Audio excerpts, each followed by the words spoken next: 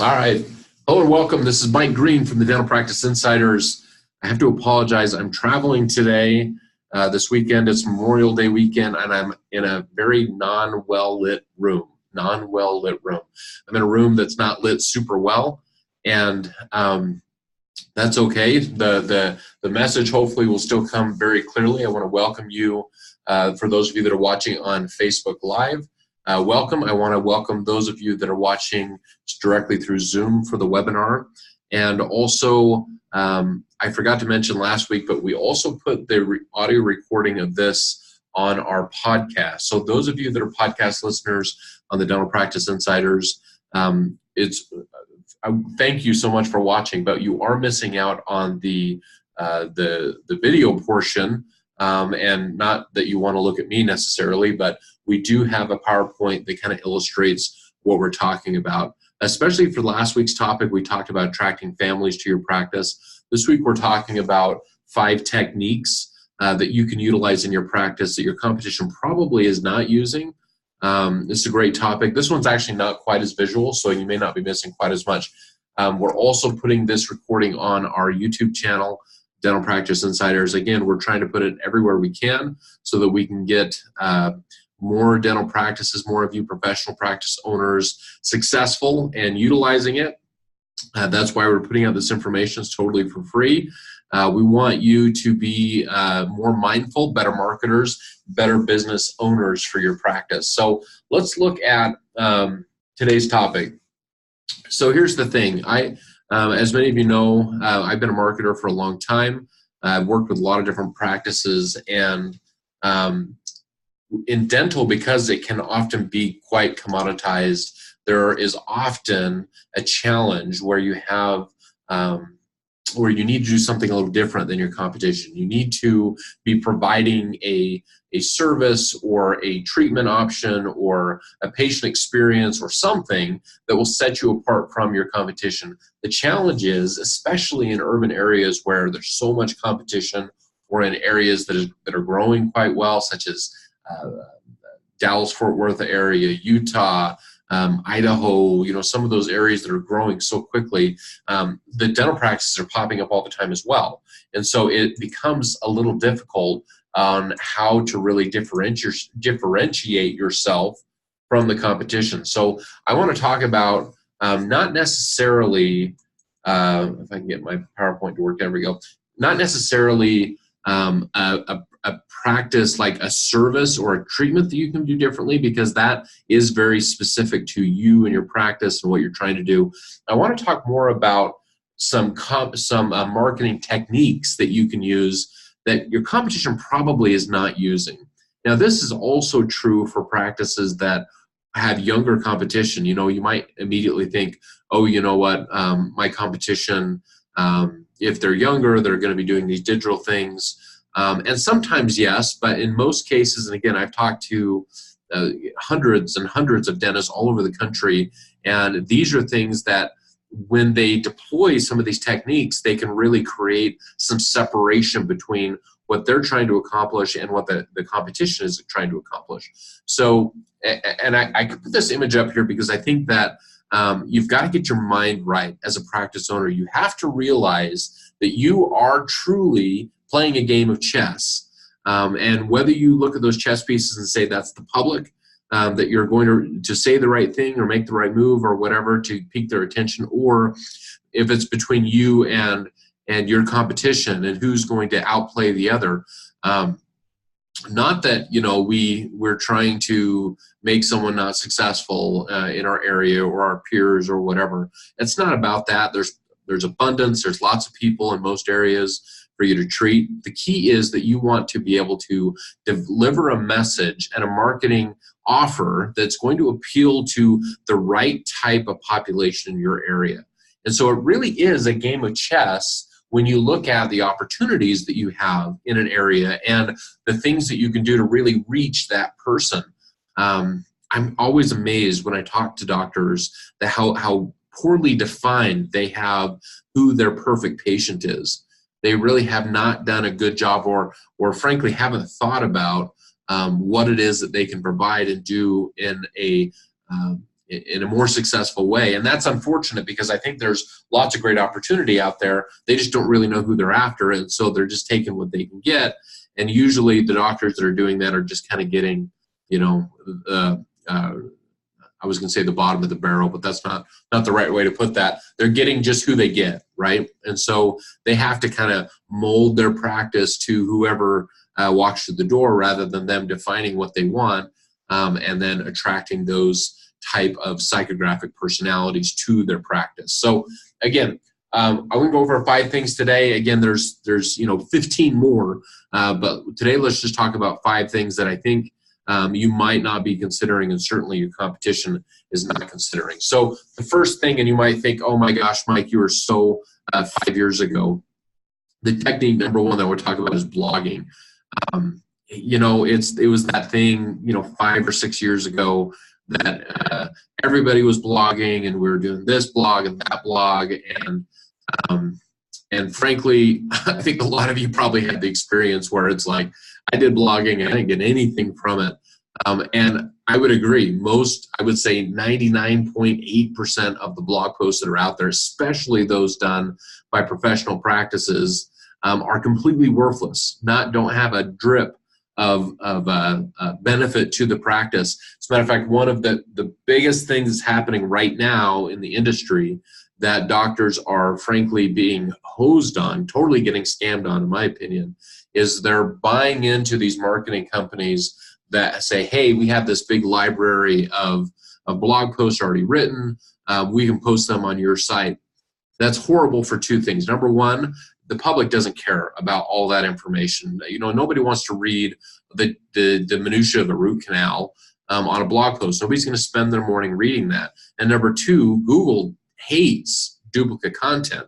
And so when you post the same technical article that somebody else has across the country, Google looks at that, and they will frankly punish you in the algorithm if you're posting that duplicate content. So you've got to be really careful about the approach that you do with blogging. So let's talk about the right way and the right things to look at.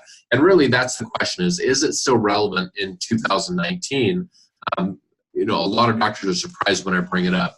And the answer is it's really quite complicated. If you do it right, I've seen practices that are quite new totally leapfrog the competition, especially in their internet rankings. You got to remember that blogging was one of the original social networks that was out there. It was one of the first ways that people could communicate that information.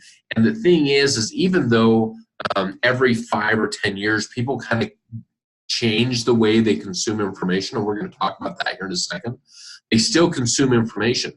And we're seeing this big time in the general media in that people used to consume information through newspapers and even like network TV, and people just don't consume information like that anymore. I don't know the last time I looked at a newspaper, and I'm 41 years old, and I'm probably the ideal patient for many of you that you'd be going after. They're just not consuming information that way, but that doesn't mean I don't consume information.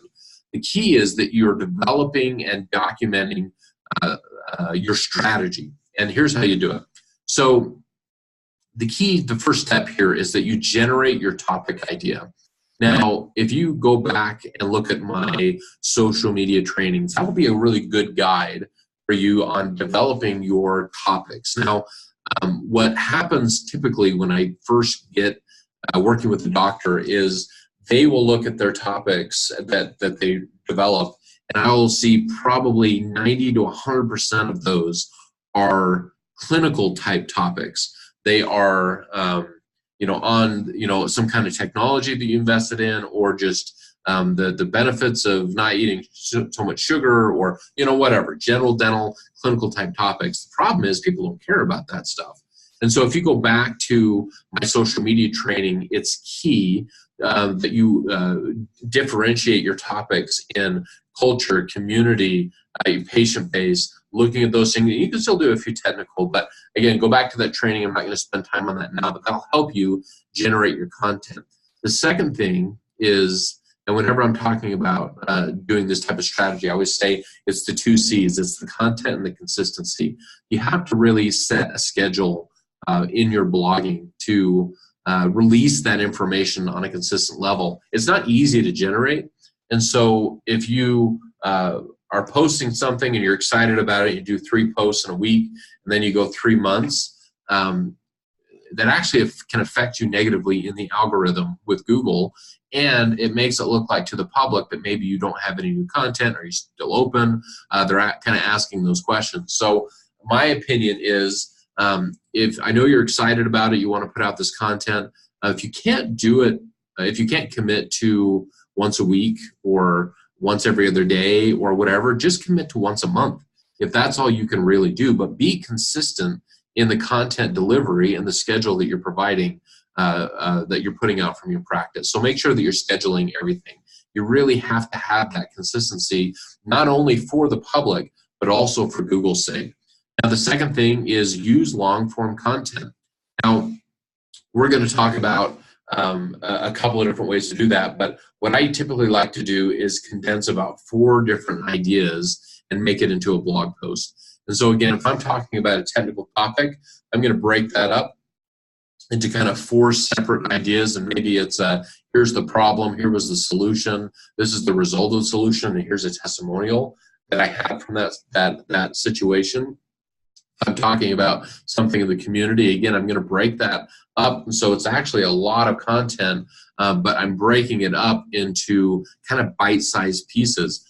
This is another way that we do it is oftentimes we'll break it up into utilizing different graphics and video, and we'll talk a lot about video here in a minute, but that is really the key to making your content very consumable. Again, if you're just writing content for Google's sake, that's kind of one strategy, but in my opinion, there's a way that you can kind of position your content so that it's attractive for Google and it really hits all the buttons for the algorithm and it's consumable by the public. Now, here's the key, in my opinion, to blogging, is integrating video. If you're utilizing video appropriately, you're going to be developing your content in a way that it can be consumed by different types of people. Now, this is a much broader conversation on personality types, but if you have 3 patients who walk through the door, and one is very artistic, they're very right brain, very creative, then you have another one that's super analytical, and they're looking at things in a certain way, and then you have one that's just a very reasonable person, and they're thinking of things kind of in a segmented way. They're all going to consume information probably differently. And so if you have the creative person, there is no way that you're going to get them to sit down and read even a few sentences of written text, but they will watch a video all day long. As a matter of fact, they probably spend a large part of their day watching video rather than reading. Now, if you switch over to that engineer mindset, that analytical person, they are more into reading the text on the page. They may still watch a video, but they're going to be doing a lot more reading and consuming the information in that way. If you're looking at that person that's kind of, they're busy, they're looking at things in a segmented way, they want a little of both. They want to have a really cool graphic. Infographics really work well for those type of people. Some text, some status, some data and stats, but they also want to have a little bit of video. And so I found that whenever I invest my own personal time into creating content, I'm going to do that content, or rather deliver that content in a lot of different ways. I'm going to create kind of the mothership content. That's the research and the data and the creative and all of those things. And then I'm going to release that content on Facebook in a certain way. I'm going to release it on Instagram in a certain way, LinkedIn in a certain way, Twitter on a certain way, my blog in a certain way. But everything kind of comes back, and really the blog becomes the mothership of the content, but I'm delivering it in these different ways. And again, that's social aggregation. If you're going to invest your time and energy into a piece of content, you want to make sure that you're aggregating that content in as many different areas as you possibly can to get the most travel as possible. And it's a shame when somebody just posted on their blog, because frankly, there's not a lot of the public that are still looking for a blog in and of itself, but they'll certainly see something on Facebook and click through to it. So you've got to make sure that you're traveling that content as much as possible. Okay, let's talk about the technique number 2. I call them post-op emails. So the patient walks through your door, you treat them, you know, provide whatever service or treatment that they came in for, have a fantastic experience. There's no billing issues. They're just a great patient. You love them. I know all of you probably have a whole group of those people that you love to see walking through the door. They're happy, they're smiling, whatever. These are the people that you need to take the opportunity to provide a post-op communication with. I'm always surprised how many doctors don't take advantage of this. And whenever I say, hey, are you communicating with that patient after the treatment? You know, doctors sometimes will say, yes, I'll shoot them an email, especially if it was a heavy procedure that they went through, which is great. And usually that's because the doctor's a true healer, right? They're a kind-hearted person, but they're not necessarily using that post-op experience in a marketing way and in a follow-up way. Yes, they may assign them to smile reminders or something like that where they're going to get a follow-up text and whatever. But in my opinion, that's what everybody else is doing. I want you to do something that's a little bit more direct and specific about that. So let's talk about some of those opportunities. So one of the biggest benefits of a post-op email is that they are still kind of at that high of having an amazing experience. You do a smile transformation, you do a set of veneers, you do whatever you do, and that first time when they look in that mirror and see their teeth fixed, man, it's a powerful and very emotional experience. And so you want to encapsulate that and get them to remember that experience and take that picture and send it to them and whatnot. So again, we want to look at treatment follow-up. We want to do some education. We want to solidify their treatment options going forward. And the last thing is you really want to make sure that we're asking for referrals and that we're providing them a Google review link so that they can really quickly and easily, again, especially when they're in that mindset of the great things that is happening and that they're happy about, that they're going to leave that review and you're going to capture that. We're going to talk more about that here in a minute. But here's the tips for a better email conversation and conversion that you can provide for those patients. So again, you don't necessarily have to be the one that's sending that email. This can definitely be assigned to one of your staff members, so that they're going through at the end of the day and they're looking at all the patients that you've worked with that day and sending them this email. So it doesn't necessarily have to be you. But the key is that you keep it very, very simple. Again, people aren't thinking about dentistry and your practice all day long every day. You almost have to kind of disrupt them and break into their day and say, hey, remember this experience. And so you've got to keep it very bite-sized and kind of non-salesy in order for them to find it successful. We did a little test and found that almost 90% of post-op emails that are sent by doctors are seen on some kind of mobile device. In other words, people aren't, especially if they're 45 and below in age, they're not looking at their email on their computer, they're seeing it on their phone. And so make sure that the email conversation that you're having is optimized to mobile, so when they get it, they're going to have that experience and it's going to be fit for their mobile phone. That's very easy to do now. Most email softwares make that possible and very easy to do. The next thing is you want to make sure that that subject line is very personalized. One that I've seen and maybe that I've sent to many of you is, I'll say, a note from Mike Green. That way they know it's specifically from me. It's not just some marketing email that I'm sending, because the key here is that I want to make sure that they feel like this email that I'm sending, even if it is a template, right, is very personalized to them, and that they feel like like I'm thinking about them specifically and I'm sitting down and writing that email. The next is you want to avoid spam filters. There's some great software out there that you can utilize that will kind of white label your email address. If you want more information on that, you can reach out to me and I can share some of those services with you.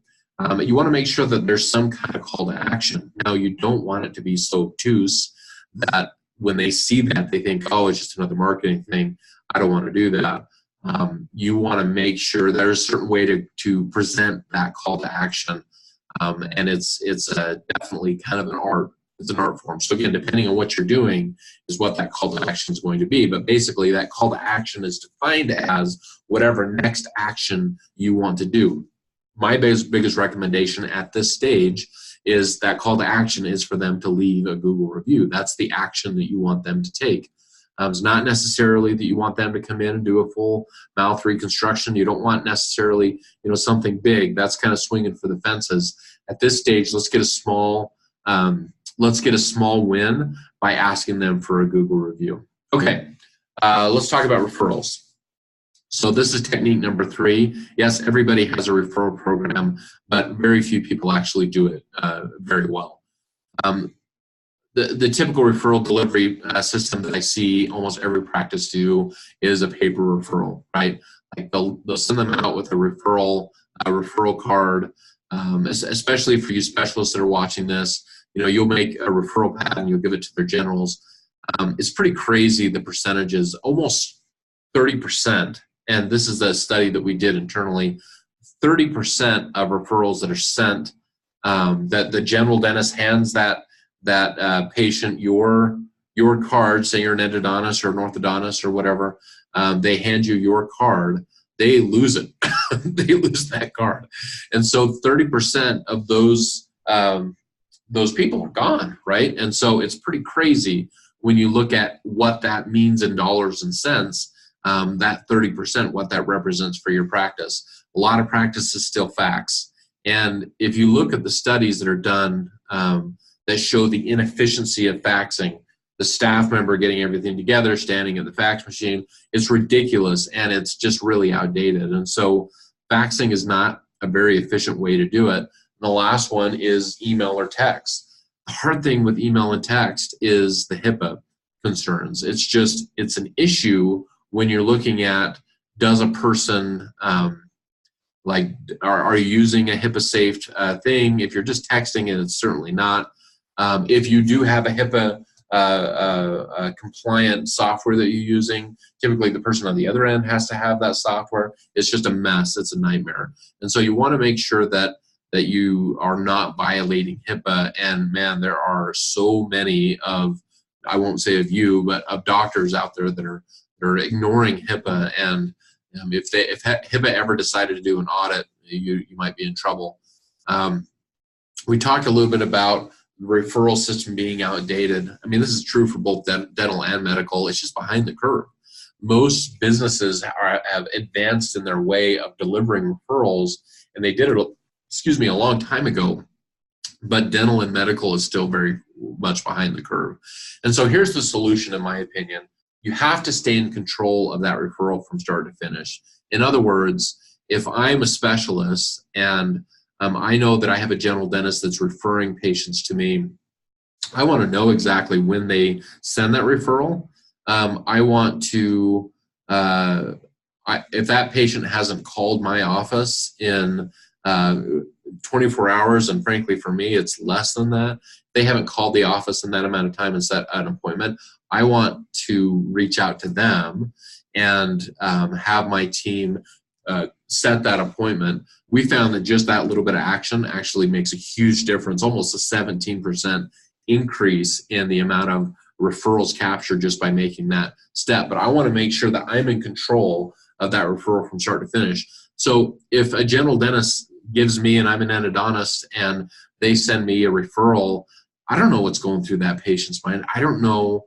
I've lost control of the sales process for that patient.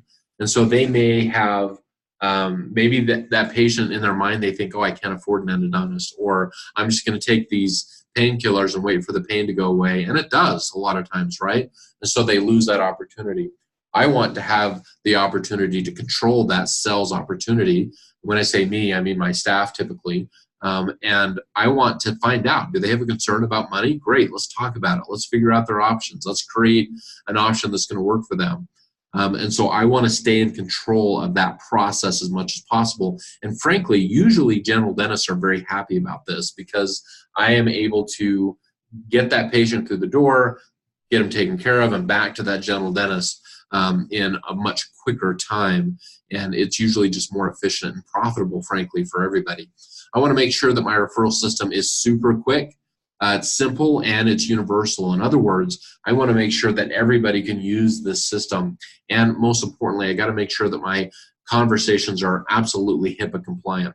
And so I have a great solution for that. I'm not going to talk about that here because I try not to push too much software directly here. But if referrals are an issue in your office, please reach out to me. And you can just say, reply here in the Facebook page and say, hey, I want to find out more about the referral system. Let me know, and I will get you in touch with the system that I use for the practices that I help and consult with that has made a huge difference for them.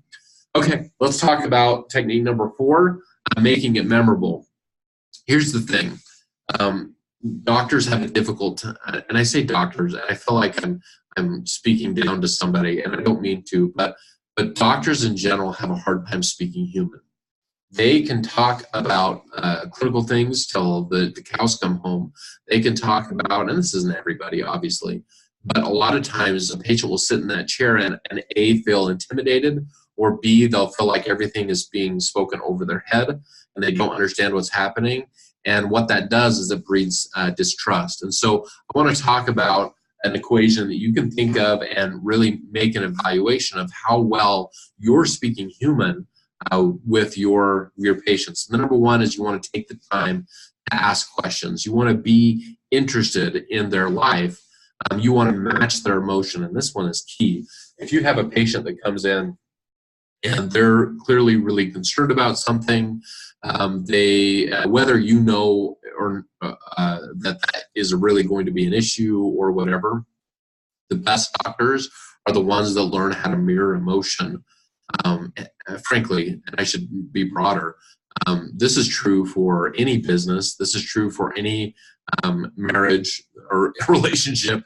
You have to be able to bring your emotion. If a person comes in an emotional state, whether they're happy or sad or depressed or scared or whatever it is, and you as a doctor don't raise to the level of their emotion and match them, that person is not going to feel as connected with you. Now, if you can do this in a good way and guide them in the right direction, you'll find that they, as a patient, will bond to you in a very, very awesome way, and that is how legacy practices are built.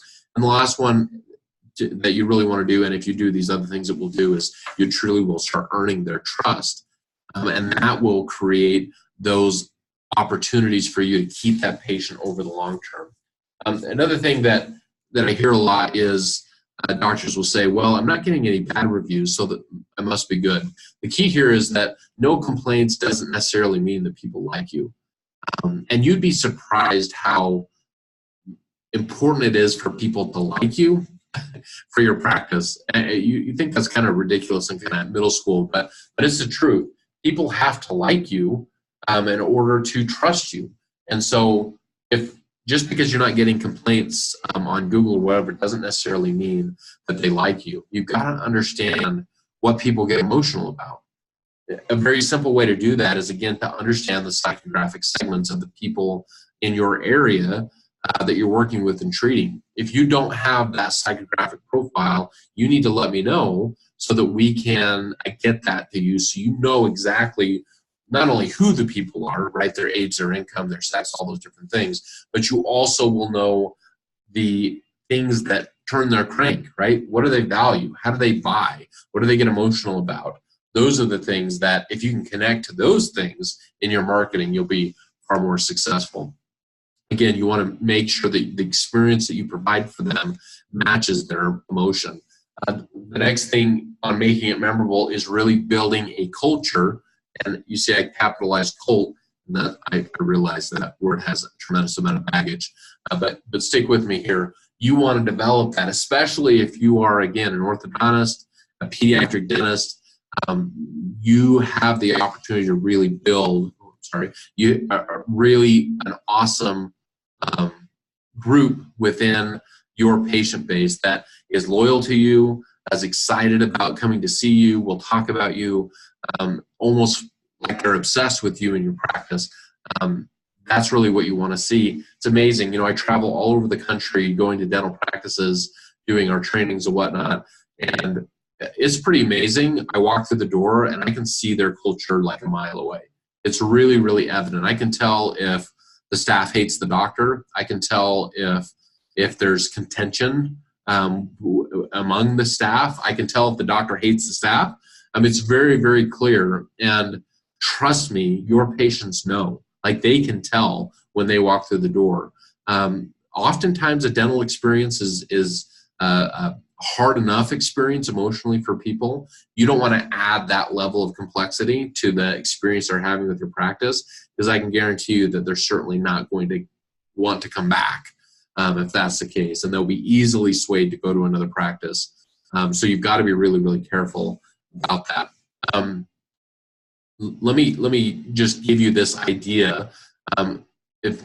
It's hard to be your own judge on how good your culture is, and so you may consider asking somebody outside the forest of trees to evaluate your culture and your patient experience.